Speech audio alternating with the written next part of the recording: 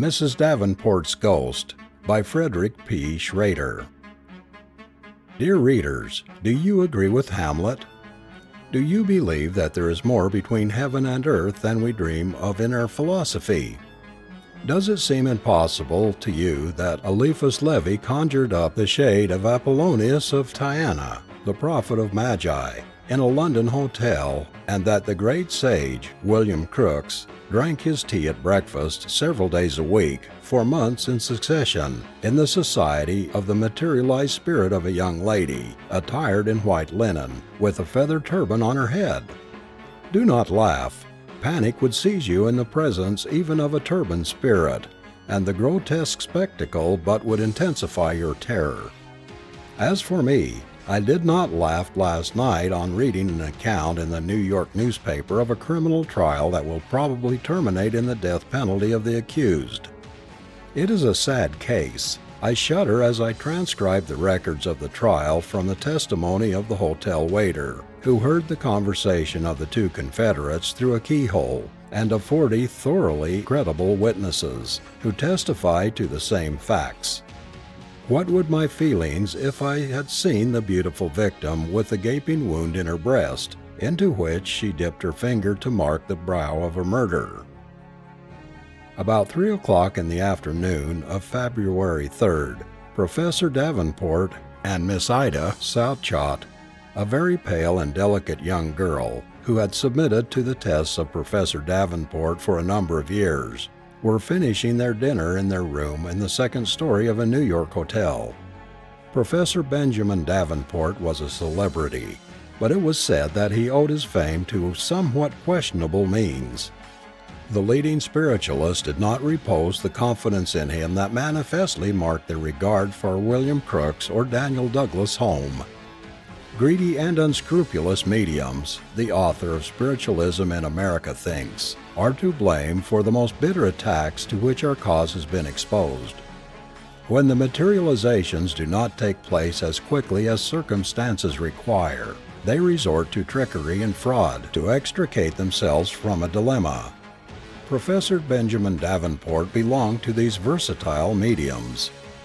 Aside from this, queer stories were afloat about him. He was secretly accused of highway robbery in South America, cheating at cards in the gambling houses of San Francisco, and the over-hasty use of firearms towards persons who had never offended him. It was said almost openly that the professor's wife had died from abuse and grief at his infidelity.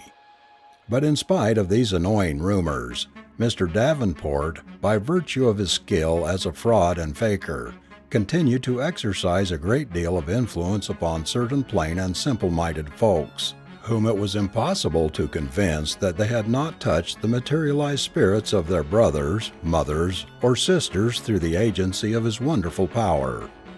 His professional success received material ascension from his swarthy, Mephisto-like countenance, his deep, fiery eyes, his large curved nose, the cynical expression of his mouth, and the lofty, almost prophetic tone of his words. When the waiter had made his last visit, he did not go far. The following conversation took place in the room. "There is to be a séance this evening at the residence of Mrs. Harding," began the medium. "Quite a number of influential people will be there, and 2 or 3 millionaires. Conceal under your skirt the blonde woman's wig and the white material in which the spirits usually make their appearance." "Very well," replied Ida Southcott, in a resigned tone. The waiter heard her pace the room. After a pause, she asked, "Whose spirit are you going to control this evening, Benjamin?" The waiter heard a loud, brutal laugh and the chair groaning beneath the weight of the demonstrative professor. "Guess." "How should I know?" she asked. "I am going to conjure up the spirit of my dead wife." And another burst of laughter issued from the room, full of sinister levity. A cry of terror burst from Ida's lips. A muffled sound indicated to the eavesdropper at the door that she was dragging herself to the feet of the professor. "Benjamin, Benjamin, don't do it," she sobbed. "Why not?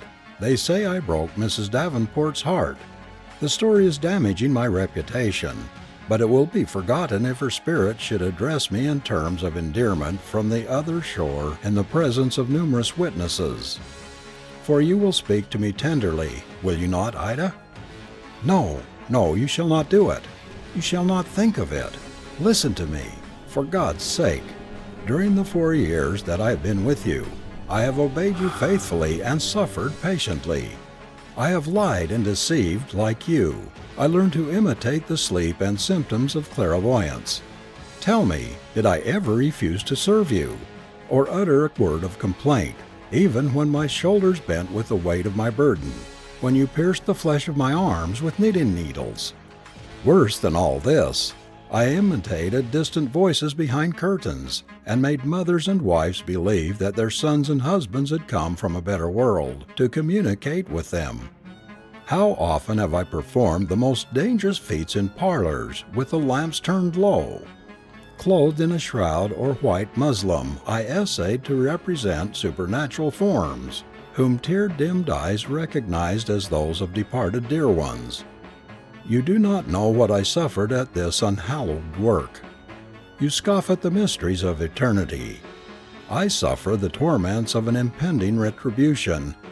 My God, if sometime the dead whom I counterfeit should rise up before me with uplifted arms and dreadful imprecations.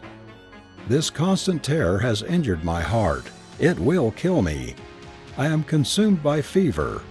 Look how emaciated, how worn out and downcast I am, but I am under your control. Do as you like with me. I am in your power, and I want it to be so. Have I ever complained? But do not force me to do this thing, Benjamin. Have pity on me for what I have done for you in the past, for what I am suffering. Do not attempt this mummery. Do not compel me to play the role of your dead wife, who was so tender and beautiful. Oh, what put that into your mind? Spare me, Benjamin, I implore you." The professor did not laugh again. Amid the confusion of upturned articles of furniture, the eavesdropper distinguished the sound of a skull striking the floor. He concluded that Professor Davenport had knocked Miss Ida down with a blow of his fist, or kicked her as she approached him. But the waiter did not enter the room, as no one rang for him. That evening 40 persons were assembled in Miss Joanne Harding's parlor, staring at a curtain where the spirit form was in process of materializing. One dark lantern in a corner of the room contributed the light that emphasized the darkness rather than relieved it.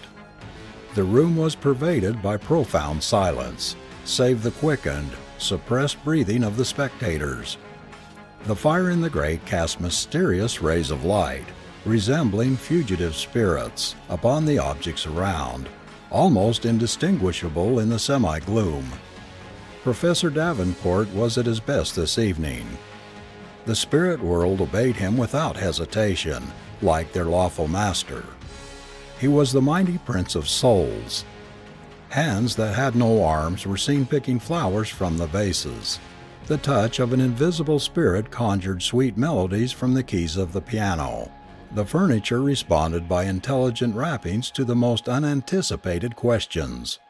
The professor himself elevated his form in symbolical distortions from the floor to an altitude of 3 feet, indicated by Mrs. Harding, and remained suspended in the air for a quarter of an hour, holding live coals in his hands.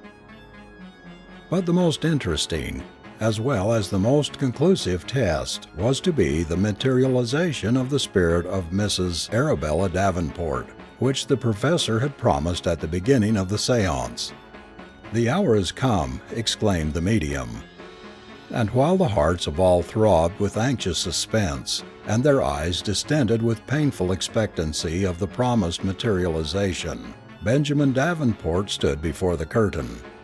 In the twilight, the tall man with the dishevelled hair and demon look was really terrible and handsome. "Appear, Arabella," he exclaimed in a commanding voice, with gestures of the Nazarene at the sepulchre of Lazarus. Suddenly a cry burst from behind the curtain, a piercing, shuddering, horrible shriek, the shriek of an expiring soul. The spectators trembled. Mrs. Harding almost fainted. The medium himself appeared surprised. But Benjamin recovered his composure on seeing the curtain move and admit the spirit. The apparition was that of a young woman with long blonde tresses. She was beautiful and pale, clad in some light, whitish material. Her breast was bare, and on the left side appeared a bleeding wound, in which trembled a knife. The spectators rose and retreated, pushing their chairs to the wall. Those who chanced to look at the medium noticed that a deadly pallor had overspread his face, and that he was cowering and trembling. But the young woman, Mrs. Arabella, the real one, whom he so well remembered, she had come in response to his summons, and advanced in a direct line toward Benjamin, who in terror covered his eyes to shut out the ghastly sight, and with a cry fled behind the furniture. But she dipped the finger of her thin hand into the blood from her wound and traced it across the brow of the unconscious medium, the while repeating in slow, monotonous tone that sounded like the echo of a wail, again and again, "You are my murderer! You are my murderer!" And while he was rolling and tossing in deadly terror on the floor, they turned up the lights.